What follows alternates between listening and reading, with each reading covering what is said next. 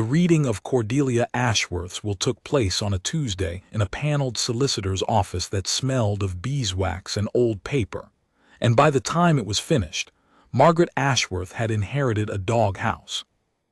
Not the estate, not the gardens that ran down to the river, nor the house with its 40 rooms and its long gallery of ancestors, nor the farms, nor the cottages, nor the woodland, nor the money. All of that, the entirety of the Ashworth fortune, accumulated and guarded across 2 centuries, went to her cousin Julian, who sat across the room in a suit that cost more than most people earned in a season, and did not entirely manage to hide his smile. Margaret got the kennel. An actual kennel, the old stone dog house in the corner of the walled garden, a squat little structure barely large enough to stand up in, that had housed the estate's hound since before anyone living could remember. And she got the dog that lived in it, an aging, gray-muzzled lurcher named Barley, who had belonged to her grandmother and whom nobody else wanted. "There must be a mistake," said Julian's wife, Felicity, not bothering to lower her voice. Surely even Cordelia wouldn't be so cruel as to leave Margaret literally nothing.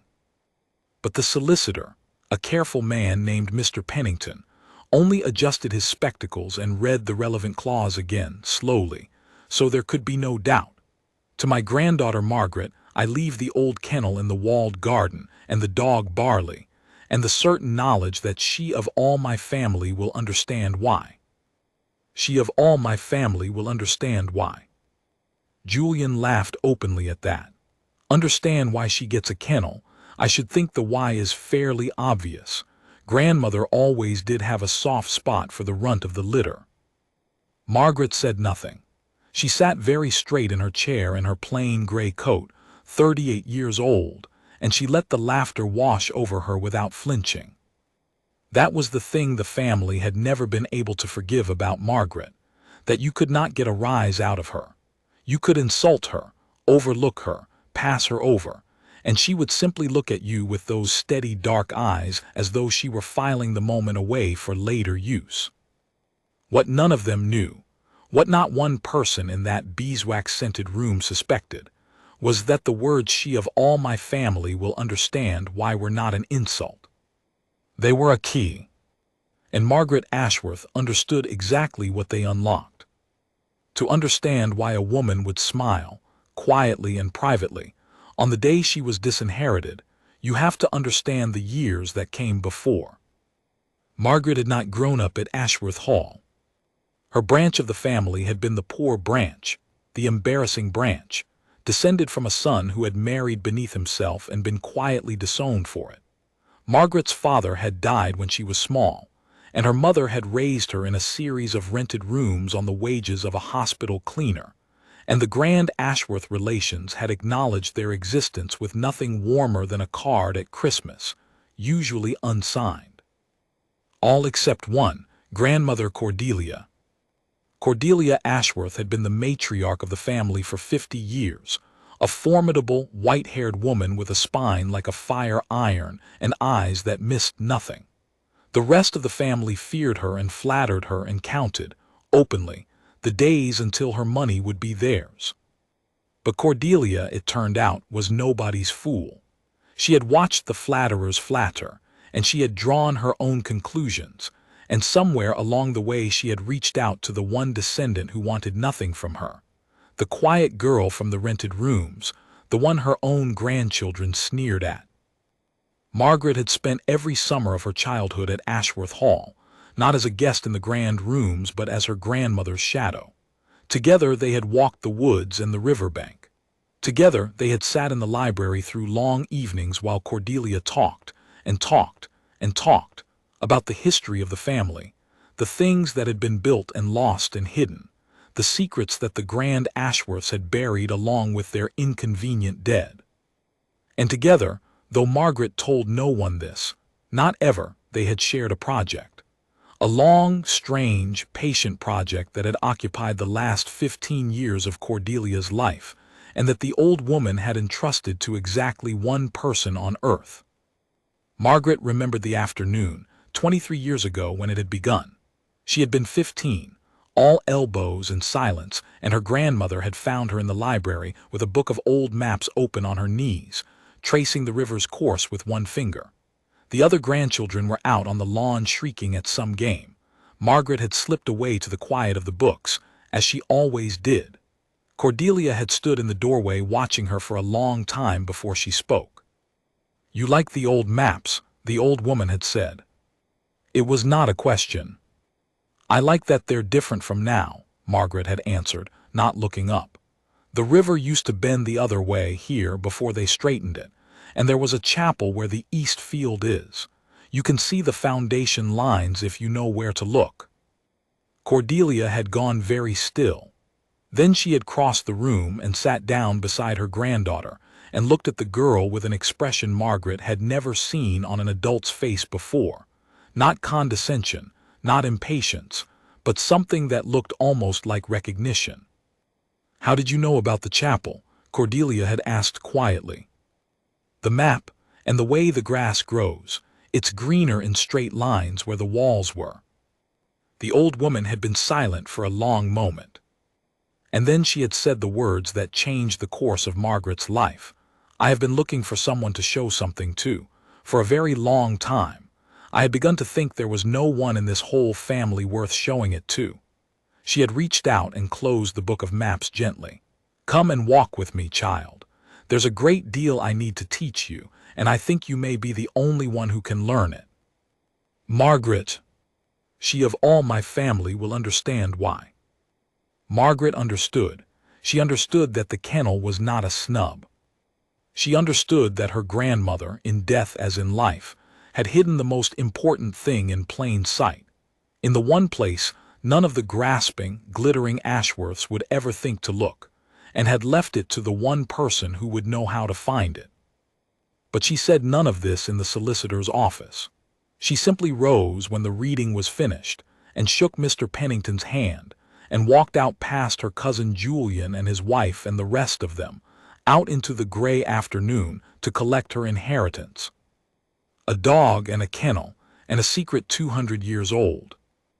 The walled garden was the oldest part of the Ashworth estate, older than the great house itself, and it had fallen into a soft, beautiful decay. Roses had gone wild over the crumbling brick. The glass houses stood empty, their panes green with algae, and in the far corner, half swallowed by ivy, stood the kennel, a small, stout structure of weathered stone with a low arched opening and a roof of moss-furred slate. Barley the lurcher emerged stiffly to meet Margaret, his gray muzzle lifting, his tail moving in a slow, hopeful arc. He remembered her. Of course he remembered her. She had known this dog since he was a puppy, had walked him at her grandmother's side through 15 summers of woodland and riverbank. "Hello, old friend," she said softly, kneeling in the long grass to put her arms around his neck. "It's just us now, just us and whatever she left for us to find." Margaret had nowhere else to go. Her small flat in the city had been let go when she came down for the funeral. She had given up the lease, half knowing, half hoping, that whatever happened at the reading would change the shape of her life. Julian, magnanimous in victory, had told her she might stay in one of the old estate cottages for a week or two until you sort yourself out, poor thing. A kindness designed mostly to be witnessed by others. She had accepted. The cottage was damp and cold and stood at the very edge of the estate, but it was within walking distance of the walled garden, and the walled garden was where she needed to be. That first night, with Barley asleep by the cottage fire, Margaret took out the only thing of real value she owned, a worn leather notebook, its pages filled with her grandmother's spidery handwriting and her own neat annotations. It was the record of their shared project, 15 years of patient work, and on the final page, in Cordelia's hand, written in the last weeks of her life when her grip had grown shaky, were the words, "When I am gone, the family will leave you the kennel because I will make them. Start there. Barley knows the way. You taught him yourself, my clever girl. Trust the dog. Trust what we found. And do not let Julian sell the East Field before you understand what lies beneath it." Margaret read those words 3 times. Then she closed the notebook, and she looked into the fire and she began to plan. She was not afraid, which surprised even her. By every reasonable measure she should have been. A woman of 38 with no home, no income, no allies, and no inheritance but a dog and a kennel, sitting alone in a damp cottage on the charity of a man who despised her.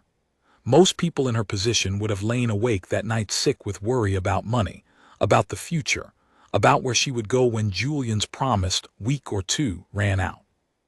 But Margaret had never been most people, and her grandmother had known it. What she felt, staring into the fire with the old dog's flank rising and falling beside her, was not fear but a kind of deep, settled focus, the same focus that had come over her as a girl tracing foundation lines in the grass. There was a problem to be solved. The problem was enormous and the stakes were everything, and the odds were entirely against her. And that was exactly the kind of problem Margaret Ashworth had been built, across 15 patient summers, to solve. She thought through it methodically, the way Cordelia had taught her. What did she have? Knowledge no one else possessed, a trail only she could follow, a grandmother's foresight laid down across 15 years and waiting somewhere ahead of her like stepping stones across dark water. What did she lack? Time, money, and proof. And what did she need to do? Turn the knowledge into proof before the time ran out, without spending money she did not have, and without letting Julian understand what she was doing until it was too late for him to stop her. It was, she realized, almost exactly the kind of game she and her grandmother used to play in the library on long winter evenings. Cordelia setting a puzzle, Margaret working it through, the old woman watching with those sharp, delighted eyes. Except this time the puzzle was real, and the prize was a fortune, and the cost of failure was everything. She found, to her own quiet surprise, that she was almost looking forward to it. Because what lay beneath the east field was the thing that would change everything. And Julian, greedy, impatient Julian, had already, on the very day of the funeral, announced his intention to sell it. The east field was 12 acres of unremarkable pasture at the lowest corner of the estate, sloping down toward the river. To look at it, it was worth almost nothing, too wet to farm well, too far from the road to develop easily. Which was precisely why Julian intended to sell it first, to raise quick cash, before turning his attention to the more valuable parts of his new inheritance. What Julian did not know, what nobody knew but Margaret and a dog and a dead woman, was what lay beneath it. The Ashworth fortune had a secret at its root, and the secret was this. The family had not made its first money in trade or land, as the official histories claimed. It had made its first money in gold. 200 years ago, the founder of the family's fortune, a ruthless and brilliant man named Josiah Ashworth, had been entrusted with an enormous quantity of gold, bullion, and coin by a consortium of merchants fleeing a continental upheaval. Josiah had been meant to safeguard it and return it. Instead, when the merchants were lost at sea on their way to reclaim it, Josiah had simply kept it and built an empire on it, and buried the truth so deep that it had become, over the generations, nothing more than a family legend, dismissed by the respectable Ashworths as a vulgar fairy tale. Margaret had read the truth of it in her grandmother's notebook, reconstructed across 15 years from fragments. A half-burned ledger Cordelia had found bricked into a chimney. A coded entry in Josiah's own hand discovered behind the lining of an old chest. A letter, never sent, in which a younger Josiah wrestled with a conscience he would later learn to silence. The merchants had trusted him because he came recommended as the most discreet and reliable agent in the county, a man who could move and hide wealth without a whisper reaching the wrong ears. They had not known that discretion, in a man without scruples, is simply the perfect cover for theft. When word came that their ship had gone down with all hands, Josiah had waited a decent interval, made a show of grief he did not feel, and then quietly begun to convert other men's misfortune into his own dynasty. But it was not a fairy tale, and the gold had never been spent, most of it, anyway, because Josiah had been a paranoid man who trusted banks even less than he trusted people. He had buried the bulk of it in iron-bound chests somewhere on the estate, and he had hidden the location so cunningly that he had taken the secret to his grave, intending to retrieve it gradually and tell only his most trusted heir. He died suddenly before he could pass it on. For 2 centuries, the buried gold of Josiah Ashworth had been a ghost story, a thing nobody believed in. Cordelia had believed in it. More than that, Cordelia, in her last 15 years, working in secret with the one granddaughter she trusted, had found it. She had not dug it up. That would have raised questions, drawn attention, alerted the vultures. Instead, she had located it, confirmed it, documented it, and then, being Cordelia, she had constructed an elaborate and patient trap, designed to ensure that the gold passed only to Margaret, and only after Margaret had proven she could outwit the rest of the family to claim it. The kennel was the first move in that trap, because the old stone doghouse in the walled garden was not merely a doghouse. It was a marker, and beneath its mossy slate roof, set into the stone in a place Margaret's grandmother had shown her years before, was the first of the clues that would lead, step by careful step, to the chests of gold buried beneath the east field. The field Julian was about to sell to a stranger for a fraction of what the land beneath it was worth.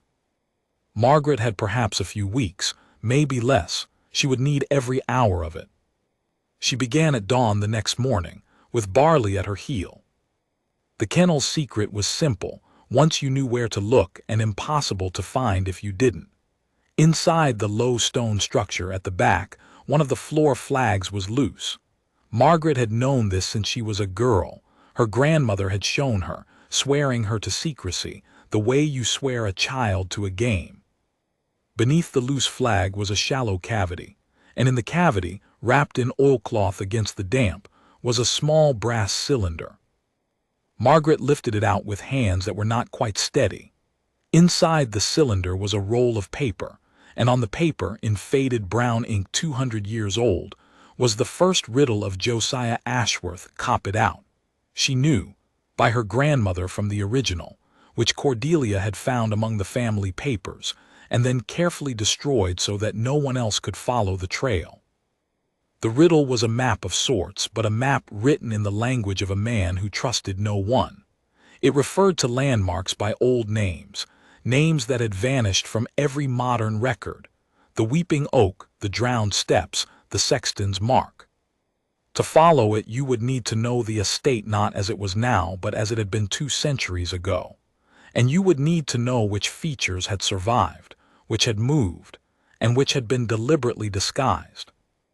Margaret knew, because for 15 summers her grandmother had walked her over every inch of this ground, telling her the old names, the old stories, the old truths, pouring 2 centuries of secret knowledge into the one vessel she trusted to carry it.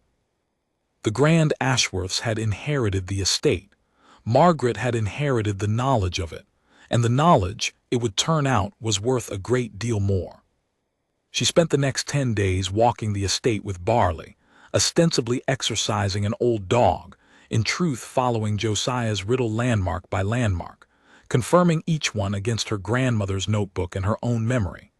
It was slow, painstaking work, and she did it openly, in plain sight, because a quiet woman walking a gray dog through the fields attracts no suspicion at all. That was the genius of Cordelia's design.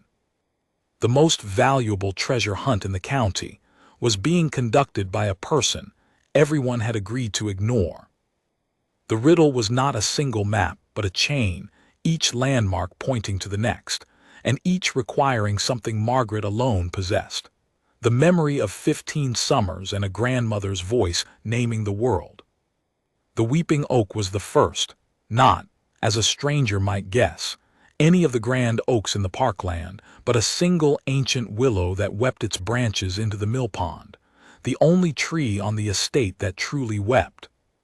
From the willow, the riddle directed her to the drowned steps, and here she had nearly faltered until she remembered her grandmother showing her, one low-water summer, the worn stone treads that descended into the river itself, the remains of an old crossing submerged when the water was dammed.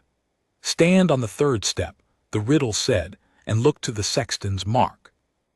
The sexton's mark was the hardest of all, because the chapel it referred to had been demolished 2 centuries before and its graveyard plowed under. But Margaret had told her grandmother about the foundation lines in the grass when she was 15, and Cordelia had nodded slowly and said, "One day, you will be glad you noticed that." From the third drowned step, sighting along the green lines only Margaret could read, she found the spot where the old sexton's marker had stood. And from there, the final bearing of the riddle pointed, unmistakably, across the lower meadow to the east field. It fit. Every piece of it fit, 2 centuries of careful concealment unfolding before her like a flower, and Margaret stood in the long grass with the old dog beside her and her heart going hard, because she knew now, beyond any doubt, exactly where Josiah Ashworth had buried his stolen gold. It was on the 8th day that she first noticed she was being watched. She was crossing the lower meadow toward the river when Barley stopped, his hackles rising, and let out a low growl.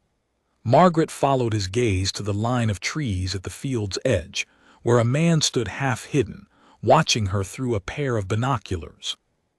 He lowered them when he saw she had spotted him, and walked away without hurry, and Margaret recognized the rolling, confident gait of her cousin Julian's estate manager, a hard-faced man named Drummond who had transferred his loyalty to the new master the instant the old one died. Margaret said nothing, did nothing, changed nothing in her manner, but that night she sat by the fire with Barley's head on her knee and thought carefully about what it meant. It meant Julian was suspicious, not of the gold, he could not possibly know about the gold, but of her, of the strange behavior of the disinherited cousin who, instead of leaving in defeat, had stayed and walked the fields and shown an inexplicable contentment that did not fit a woman who had just lost everything. Julian was not clever, but he was greedy, and greed has its own animal cunning. He had sensed, without understanding, that Margaret knew something he did not. And Julian, when he sensed an advantage he did not understand, did what men like Julian always do. He moved to take it from her. The blow came 3 days later, and it came dressed as kindness, which is how the worst blows always come. Julian appeared at the cottage door one morning, all warmth and concern, Felicity at his shoulder. They had been thinking, he said, about poor Margaret all alone in this damp little cottage. It wasn't right. It wasn't what grandmother would have wanted. They had decided, and here Julian produced his most generous smile, that Margaret should be properly looked after. There was a very comfortable residential facility not far away, a lovely place where she could be cared for, where she wouldn't have to worry about anything at all. Margaret understood at once. It was not a kindness, it was a removal.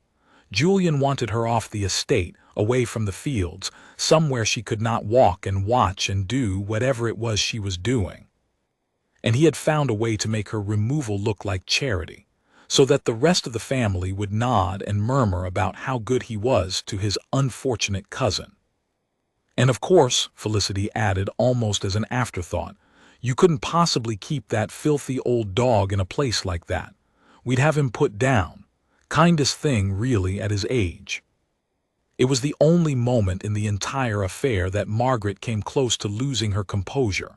Something flickered in her steady dark eyes, and then it was gone, locked away, saved for later. That's very thoughtful of you both, Margaret said quietly. Might I have a few days to consider it? Julian, certain of his victory, was magnanimous. Of course, take all the time you need. We only want what's best for you. They left, well pleased with themselves, and Margaret stood in the doorway of the damp cottage with her hand on Barley's gray head and watched them go, and the thing in her dark eyes was no longer hurt. It was resolve. She had perhaps days now, not weeks.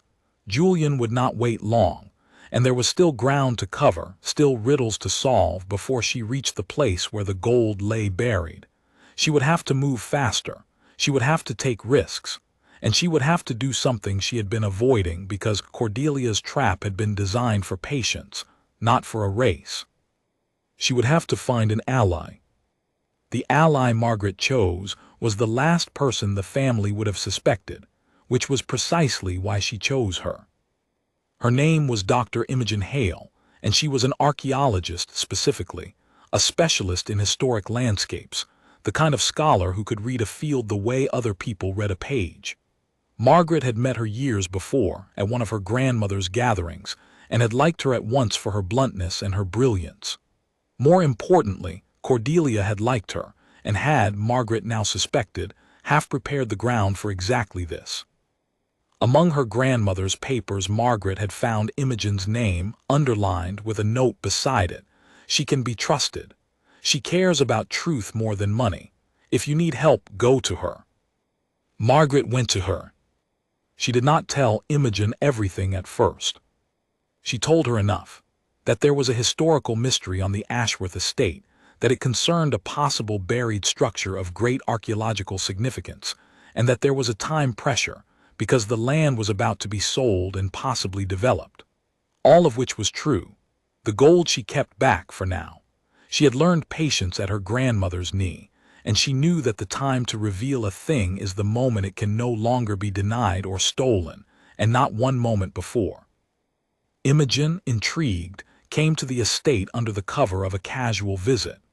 And when Margaret walked her over the lower fields and showed her, without explanation, the landmarks from Josiah's riddle, the archaeologist grew very quiet, and then very excited. "Margaret," she said at last, crouching at the edge of the east field, her fingers in the soil, "do you see this? The way the ground lies here, this isn't natural. Someone moved a great deal of earth here a long time ago and then disguised it. There's something buried here, something deliberate." She looked up. "How did you know to bring me to this exact spot?" "My grandmother showed me," Margaret said simply. "A long time ago. She knew the land better than anyone alive." It was true, and it was not the whole truth, and Imogen, being clever, heard the gap in it. But she did not press. She only nodded slowly and looked back at the field and said the thing that turned out to matter most. "If you want to prove what's down there properly in a way that can't be challenged, you'll need a geophysical survey, ground-penetrating radar. I can arrange it, I have the equipment and the people. But Margaret," she hesitated, "if there really is something significant under this field and the field is about to be sold, you may need to act very, very quickly. Because the moment the new owner takes possession, whatever is down there belongs to them." Margaret looked out across the unremarkable pasture, sloping down toward the river, under which lay 200 years of stolen, buried, waiting gold. "Then we had better be quick," she said. The survey was conducted at dawn, on a gray morning 4 days later, while the great house still slept. Imogen brought 2 colleagues and a cart of equipment, and they worked quickly and quietly, running the radar back and forth across the east field in careful lines, building up, screen by screen, a picture of what lay beneath the soil. Margaret stood at the field's edge with Barley watching, her heart beating hard beneath her calm exterior. It did not take long. "Margaret," Imogen's voice was strange tight, "come and look at this." On the screen of the survey equipment was an image that needed no archaeological training to interpret. Beneath the field, at a depth of about 2 meters, arranged in a precise rectangular pattern that no natural process could ever produce, were a series of dense, regular masses. Chests, many of them. Buried with care in rows, exactly as a paranoid man, 2 centuries ago, might bury a fortune he intended to retrieve a little at a time. "I've surveyed 100 sites," Imogen said quietly, "and I have never seen anything like this. These are containers, metal-bound, deliberately placed. Margaret," she turned, and her face was pale, "what did your grandmother tell you was down here?" And now, at last, Margaret told her. All of it. Josiah and the stolen gold and the 2 centuries of silence and Cordelia's long secret search, and the kennel and the riddle, and the trap built to ensure the gold passed to the one heir who deserved it. Imogen listened in absolute silence, and when Margaret had finished, the archaeologist sat down heavily on an equipment case and let out a long breath. "You understand what this means," she said. "If this is what you say it is, and the survey certainly supports it, then this is one of the most significant finds of its kind in living memory, and it's about to be sold with the field to a man who has no idea it exists." "Julian has no idea," Margaret agreed, "and he must not find out until I can prove beyond any challenge that this is real, that it is what it is, and that my grandmother left it to me." She looked down at the radar image at the buried rows of chests. "Because the moment he learns there's gold under that field, he will stop the sale, dig it up himself, and claim every ounce of it. And there will be nothing I can do." "Then what do you need?" Margaret was quiet for a moment, thinking, her grandmother's patient mind moving through the possibilities the way it moved through everything. "I need 3 things," she said at last. "I need this survey documented and lodged somewhere safe, with a date on it, so no one can later claim it was faked. I need the legal documents that prove my grandmother left the discovery to me, and I know where they are because she told me, and I have not yet collected them because I wanted the proof of the gold first. And I need—" She stopped. "And I need to do it all before Julian sells the field." Which, knowing Julian, could be any day now. As if the words had summoned it, Barley lifted his head and growled, low and urgent, toward the line of trees. Drummond was there again, watching, and this time he did not walk away. He came across the field toward them with his rolling, confident stride, and Imogen's colleagues straightened from their equipment, suddenly wary.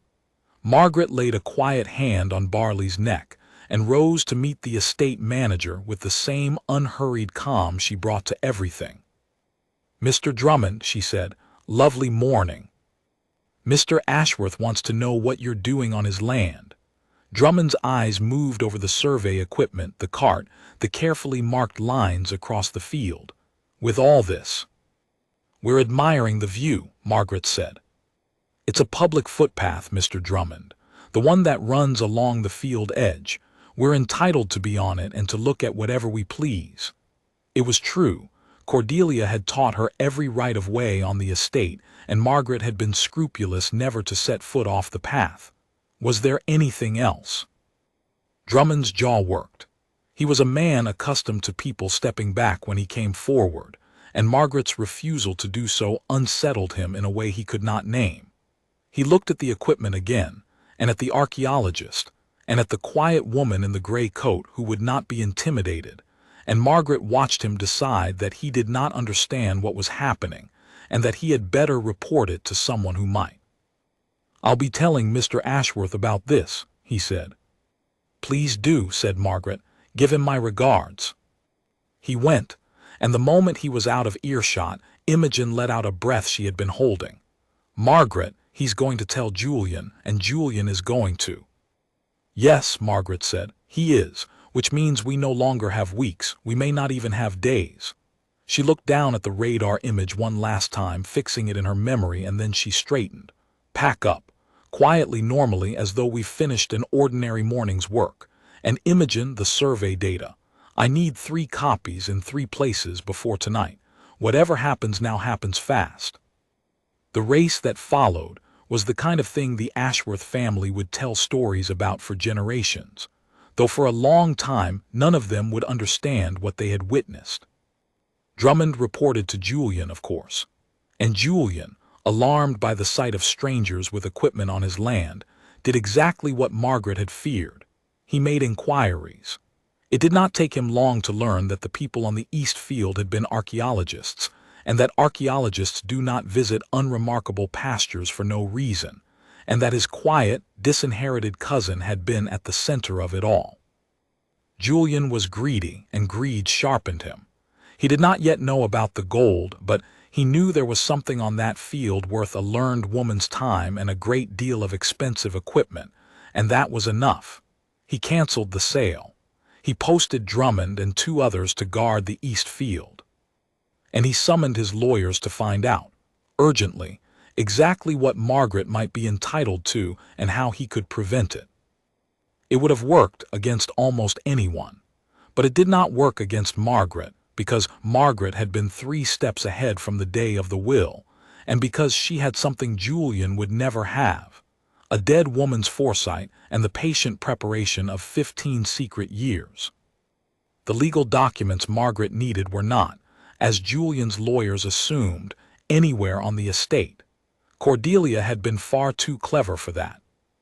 They were held by an independent firm of solicitors in a different city entirely. Not Mr. Pennington, who handled the family's affairs and could not be trusted, but a separate, sealed instruction that Cordelia had lodged years before, to be released to Margaret and Margaret alone upon production of a specific token. The token was the brass cylinder from the kennel. Margaret left the estate that same night quietly, with Barley in the back of a borrowed car and the brass cylinder in her coat pocket, and she drove through the dark to the city, and in the morning she presented herself and the cylinder at the offices of a firm she had never visited, run by a sharp and formal woman named Mrs. Adamy, who had been waiting, it transpired, for 15 years for exactly this moment. The drive was 4 hours through the small hours of the night, the headlights carving a narrow tunnel through the dark, and somewhere around the 2nd hour, with Barley asleep on the back seat and the road empty ahead, Margaret allowed herself, for the first time since the reading of the will, to feel the full weight of what she was doing. She was a woman with no money and no home, defying a family with both, gambling everything on a dead woman's promise and a riddle 2 centuries old. If the documents were not what Cordelia had said, if the firm had closed or the instruction had lapsed or some clause she had not anticipated unraveled at all, she would have nothing, less than nothing. She would have humiliated herself in front of the whole county and lost even the kennel. She thought about turning back. For 1 long mile in the dark she thought about it. And then she thought about her grandmother's hands, shaky at the end but steady on the page, writing "Trust the dog. He always knew the way." She thought about a 15-year-old girl who had noticed foundation lines in the grass, and an old woman who had recognized in that noticing a kindred mind. Cordelia had never once been wrong about Margaret. She had seen her clearly when no one else in the world had bothered to look. And Cordelia had built this path, brick by patient brick, certain that Margaret could walk it. Margaret put her foot down and did not think about turning back again. By morning she was in the city, and the firm's brass plate was exactly where Cordelia's notebook had said it would be. "Mrs. Ashworth left very precise instructions," Mrs. Adamy said, opening a sealed file with gloved hands. "She said you would come eventually carrying that cylinder, and that when you did I was to give you these and to act on your behalf without question and without fee, the fee having been settled long ago." She slid a thick folder across the desk. "She also left a letter, for you. She asked that you read it before anything else." Margaret opened the letter with steady hands, and read her grandmother's voice one last time. "My clever girl," it began. "If you are reading this, then I am gone, and the vultures have done exactly as I knew they would, and you have done exactly as I hoped. You followed the trail. You trusted the dog. You found what Josiah hid and what I spent my last years confirming. I could have simply left you the gold. I could have written it into the will and spared you all of this. But I did not, and I want you to understand why, because the why matters more than the gold ever will. I did not leave you the gold outright because the family would have contested it, dragged you through the courts for a decade, painted you as a fortune hunter and a fraud, and very possibly won, because they have money and lawyers and you have neither. So instead I built you a path that only you could walk, using knowledge only you possessed, ending in proof that no court could deny. By the time you read this, you will have the survey, you will have these documents, and you will have done the one thing the family can never do. You will have earned it." There is a clause in the documents Mrs. Adamy holds. It establishes, beyond any challenge, that the contents buried beneath the east field were located and identified by me, Cordelia Ashworth, during my lifetime, and bequeathed specifically and solely to you, separately from the rest of the estate, as a discovery rather than as land. Julian inherited the field. He did not inherit what I found beneath it, because I found it and it was mine to give, and I gave it to you. Make them understand, Margaret, not for the money, for the truth. They spent their whole lives certain that you were nothing and they were wrong, and I want them to know it. I want them to know it in a room full of people. I want them to remember it for the rest of their lives. You were always the best of us. You were the only one who loved me, and not my money. This was never about the gold. It was about leaving the family to the person who deserved it. Trust the dog, he always knew the way. All my love, always, grandmother. Margaret sat very still for a long moment. Then she folded the letter and put it in her pocket beside the brass cylinder, and looked up at Mrs. Adamy with dry eyes and absolute composure. "Thank you," she said. "Now, let me tell you what my cousin Julian is about to try to do, and let me tell you how we are going to stop him." Julian's mistake, the mistake that men like Julian always make, was to assume that because Margaret was quiet, she was powerless. He had spent his guards and his lawyers and his estate manager fortifying the East Field against her, certain that whatever she had found, she could not reach it past his men and his ownership of the land. He was defending the wrong thing. Margaret had no intention of digging up the gold. She did not need to. The gold was safer in the ground than anywhere else, and the survey proved it existed. What she needed was not the gold itself, but the public, undeniable establishment of the truth. And for that, she did not need to set one foot on the East Field. She needed a room full of people. It came as these things do at a gathering. Julian and Felicity, flush with their new wealth and eager to display it, had planned a grand reception at Ashworth Hall, a celebration in all but name of their inheritance.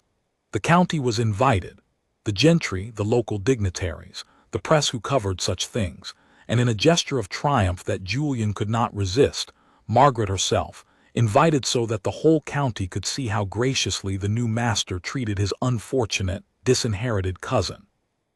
Julian thought he was inviting her to witness his victory. Margaret accepted at once. On the evening of the reception, the long gallery of Ashworth Hall blazed with light. 200 guests moved beneath the portraits of dead Ashworths, champagne in hand. Julian held court at the center of it all, Felicity glittering at his side, and when he saw Margaret arrive in the same plain gray coat, with old Barley, impossibly, at her heel, he laughed and made sure everyone near him heard. "Cousin Margaret, and she's brought the dog, how very charming. Come in, come in. There's lemonade somewhere for you, I'm sure." The guests near him tittered. Margaret only inclined her head and walked into the room and waited. She waited until the speeches. She waited until Julian, glass raised, had thanked the county for celebrating with him, had spoken movingly of dear departed grandmother Cordelia and the great responsibility of carrying the Ashworth name forward. She waited until he had, with a smirk he could not suppress, mentioned that of course the family looked after all its members, even those who had inherited, rather more modestly than others. She waited until the laughter at her expense had died down. And then Margaret Ashworth stepped forward, into the center of the gallery, beneath the portraits of her ancestors, with her gray dog beside her, and she spoke for the first time all evening, and her quiet voice carried to every corner of the silent room. "Before the evening goes any further," she said, "I have an announcement of my own, about what my grandmother truly left me, and about what lies beneath the East Field, the field, Julian, that you tried to sell, and then tried to guard, without ever once understanding what it is you've been standing on." The room went very still. Julian's smile curdled.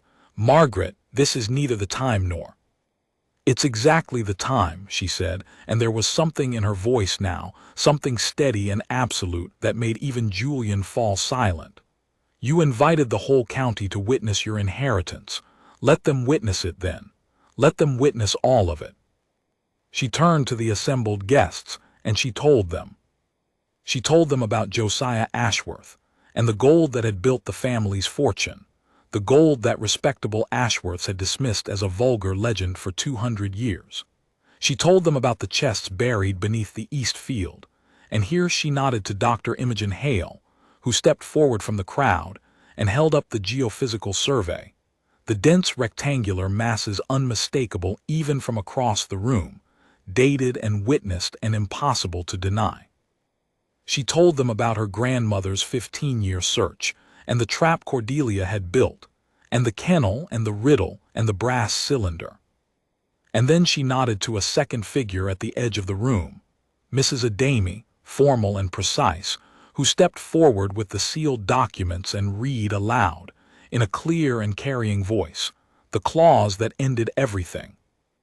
That the contents located beneath the east field, having been discovered and identified by Cordelia Ashworth during her lifetime, are bequeathed solely and specifically to her granddaughter Margaret Ashworth, as a discovery distinct from the land itself, and that no inheritor of the estate shall have any claim upon them.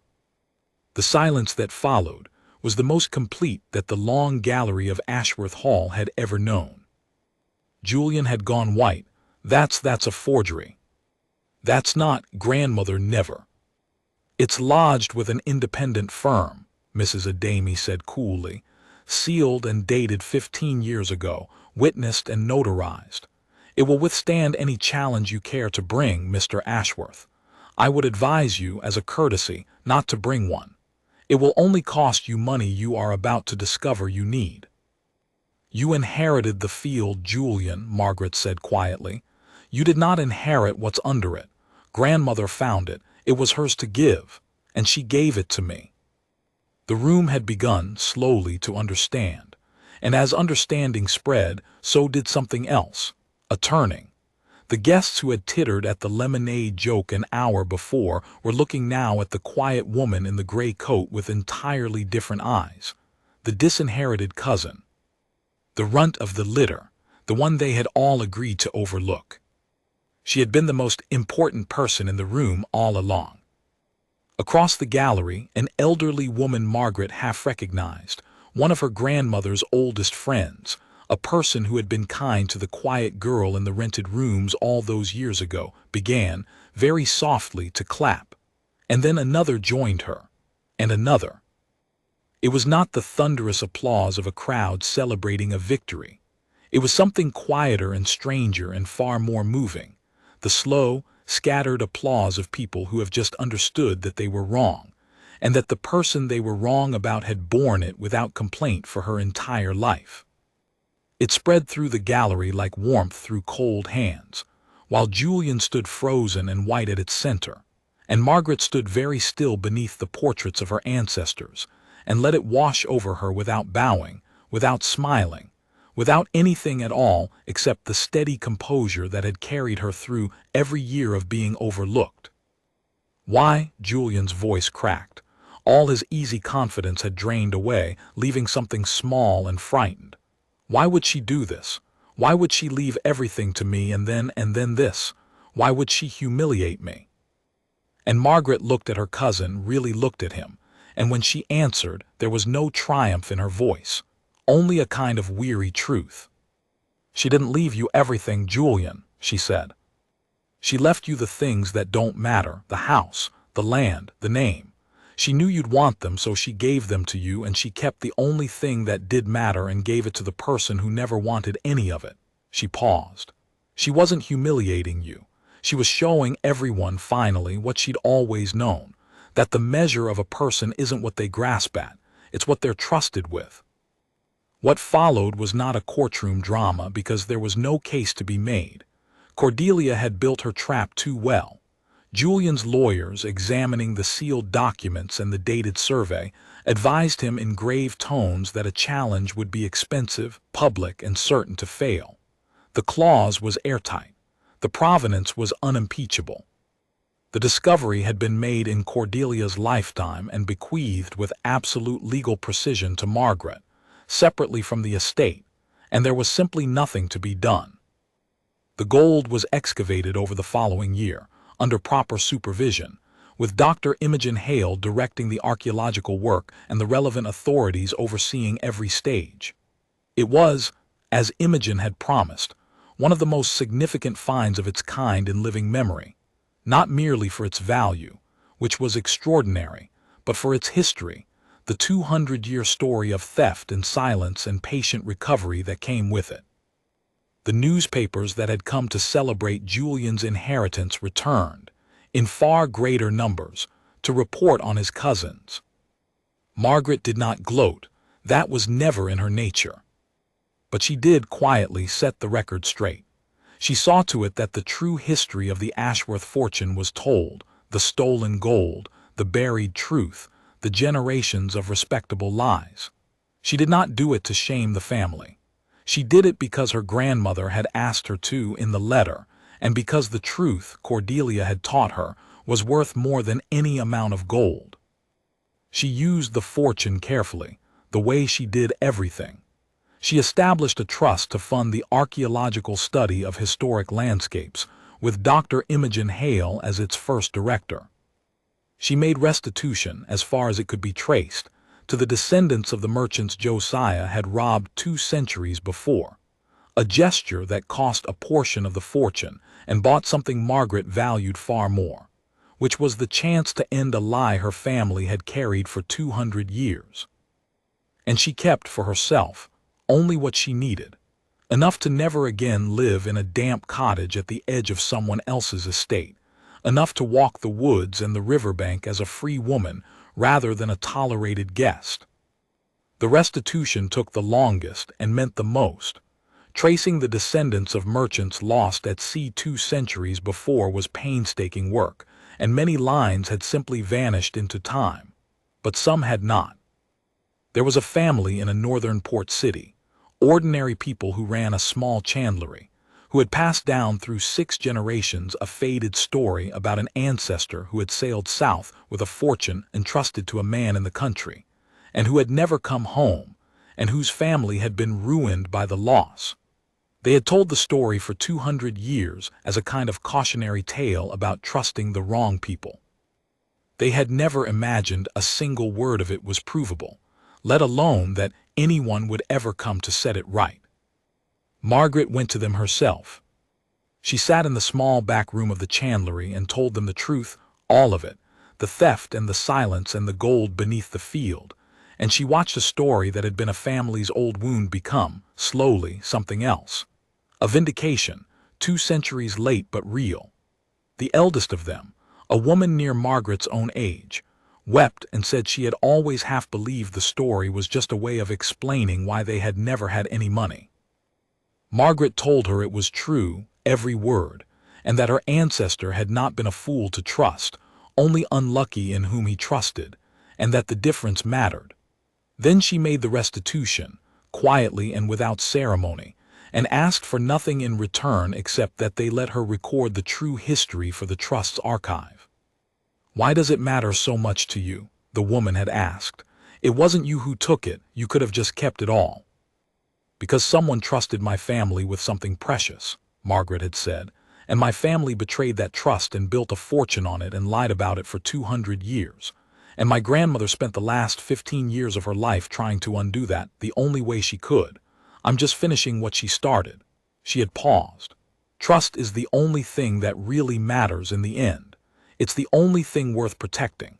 I think she understood that better than anyone I ever knew. As for Julian, he kept the house and the land and the name. But the money that came with them was far less than the fortune buried under the field he had so nearly sold, and the county that had once flattered him now whispered about him instead, about the man who had inherited a kingdom and lost the treasure to the cousin he had laughed at. He grew bitter, and then small, and within a few years he and Felicity sold Ashworth Hall to a hotel company and moved away, and were not much missed. Margaret bought the walled garden, just the walled garden, with its wild roses and its empty glasshouses and its squat little kennel in the corner. She built a small house beside it, nothing grand, and she lived there with Barley until the old dog's gray muzzle finally went white and he slept his last sleep in the sun by the kennel that had started everything. She buried him there in the corner of the walled garden, beneath the structure that had marked the way, and she planted roses over him. And she did not replace him, because some companions cannot be replaced. On quiet evenings, she would sit in the walled garden with her grandmother's notebook in her lap and her grandmother's letter beside it. And she would think about Cordelia, and about trust, and about the strange wisdom of a woman who had understood that the way to protect a treasure was to give it to the one person who did not want it. People will tell you what you are worth, Margaret would think, watching the light fade over the old brick walls. They will leave you a kennel and laugh as they hand it over. They will be certain, absolutely certain, that they have understood you, and they will be wrong, because what they understand is only what they are capable of seeing, and small people see only small things. But worth is not given. It is not inherited, and it cannot be taken away, and it has nothing to do with houses or land or names. Worth is what you are trusted with. It is what you carry faithfully when no one is watching. It is the knowledge you keep, and the promises you honor, and the patience you hold through long years for a purpose larger than yourself. Her grandmother had known that. Her grandmother had left a kennel to a quiet woman and a fortune to a fool, and in doing so had told the truth more clearly than any will could.